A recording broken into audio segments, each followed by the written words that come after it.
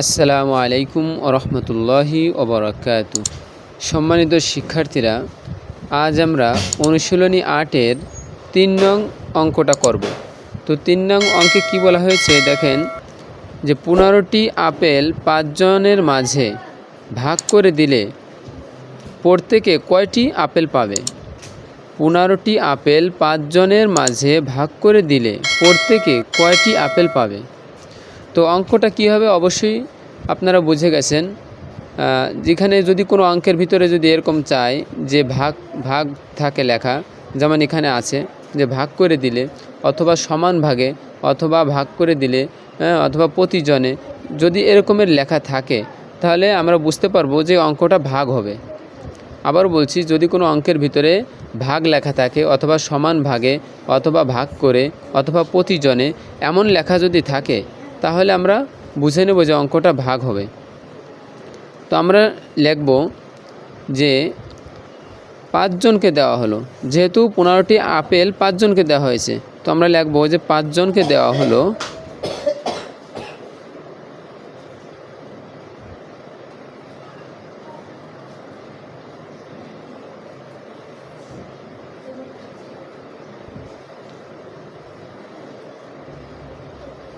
5 জনকে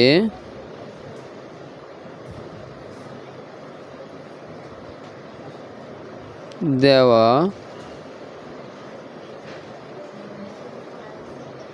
5 জনকে দেওয়া হলো কয়টি আপেল? 15টি আপেল।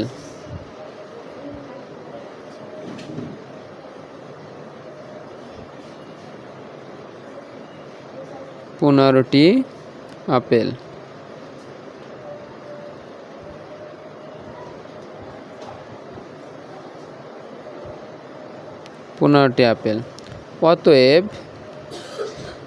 অতএব এখানে দেখান আছে যে প্রত্যেকে কতটি করে পাবে, প্রত্যেকে কয়টি আপেল পাবে। তো প্রত্যেকে বলতে কি, অর্থাৎ একজনে আমরা এখানে লিখতে পারি যে প্রত্যেকে পায়, অথবা মানে প্রত্যেককে দেওয়া হলো, অথবা আমরা লিখতে পারি একজনকে দেওয়া হলো। যেহেতু প্রত্যেকে অর্থ আপনারা যদি প্রত্যেকে পায় এভাবেও লেখেন তাহলে কিন্তু হবে, কিন্তু আমরা এখানে লিখব যে একজনকে দেওয়া হলো, যেহেতু প্রত্যেকে অর্থ একজন, প্রত্যেক অর্থই কি একজন। তো আমরা এখানে লিখব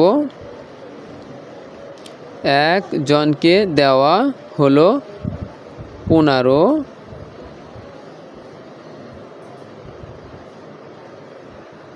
ভাগ 5 সমান সমান। তো 5 দিয়ে যদি আমরা 15 ভাগ করি, 5 দিয়ে যদি আমরা 15কে ভাগ করি তাহলে ভাগফল আসবে 3, কারণ 3 পাঁচে 15।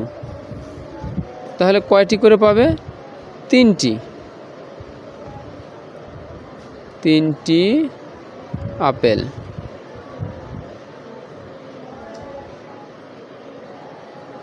আপেল।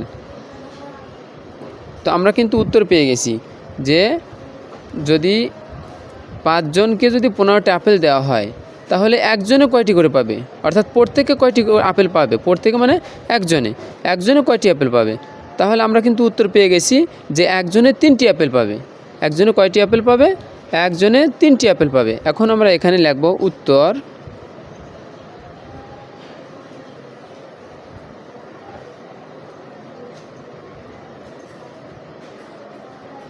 উত্তর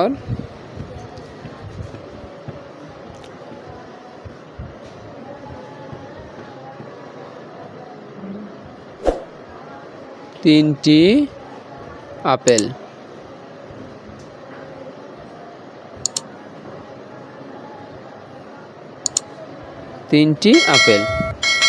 আশা করি আপনারা বুঝতে পেরেছেন। আর এমন ভিডিও পেতে অবশ্যই চ্যানেলটি সাবস্ক্রাইব করে রাখবেন এবং পাশে থাকবেন। আসসালামু আলাইকুম ওয়া রাহমাতুল্লাহি ওয়া বারাকাতুহু।